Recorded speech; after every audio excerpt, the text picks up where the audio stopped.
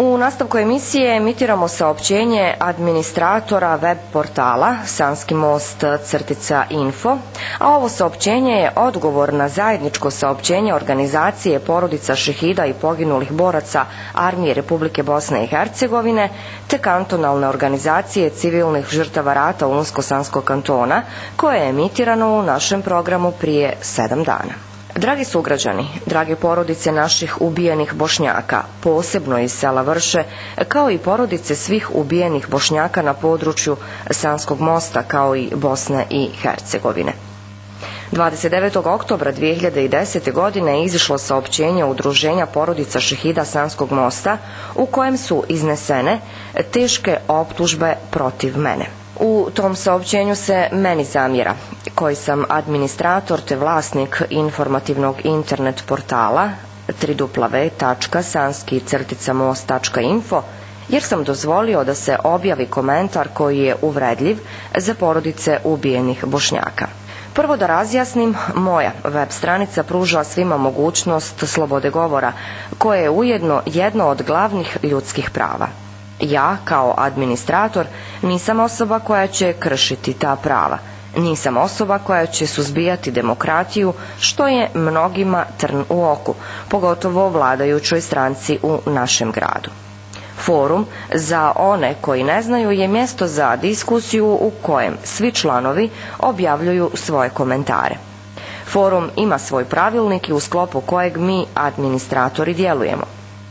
Osoba koja je napisala pod navodne znake uvredljiv sadržaj za Bošnjake je Bošnjak, ratni vojni invalid, borac te član SBB stranke. U tom njegovom komentaru na sarkastičan način je napisano da smo mi Bošnjaci krivi za genocid koji je nad nama izvršen, da je također Reis Mustafa Efendija Cerić kriv za to, kao i gospodin Fahrudin Radončić.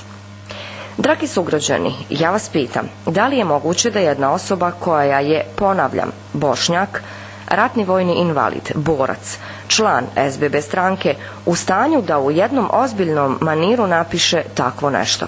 Naravno da nije.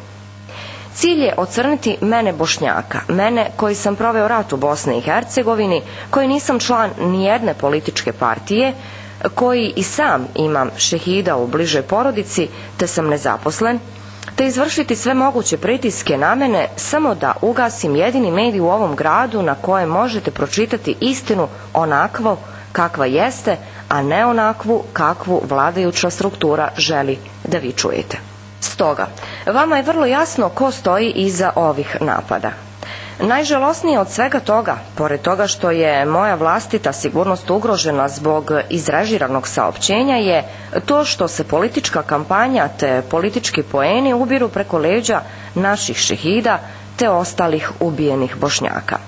Zašto jedno ozbiljno udruženje koje predstavlja duše naših ubijenih Bošnjaka, udruženje koje predstavlja sve suze, patnju i bol porodica ubijenih, stavlja svoj pečat te izdaje saopćenje za manje od 24 sata nakon što je taj komentar napisan, prije detaljne provjere te utvrđivanja u kakvom kontekstu je taj komentar napisan?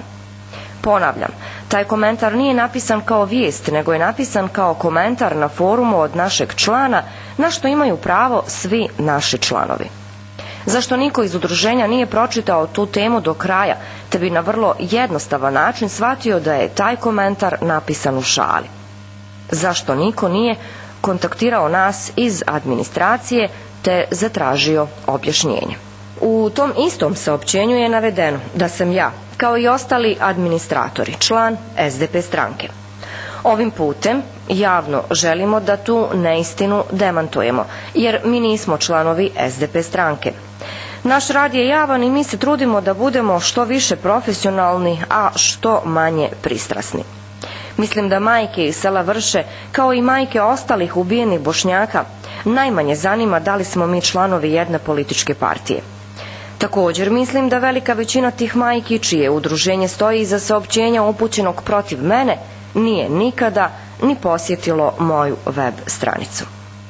Dragi porodice ubijenih Bošnjaka, molim dragog Allaha da vam podari sabur u vašoj patnji, te da istrajete u borbi protiv zločinaca koji su ubili vaše najmilije, te vas molim da ne dozvoljavate da preko duša vaših najmilijih, naših sugrađana Bošnjaka, neko vodi političku kampanju.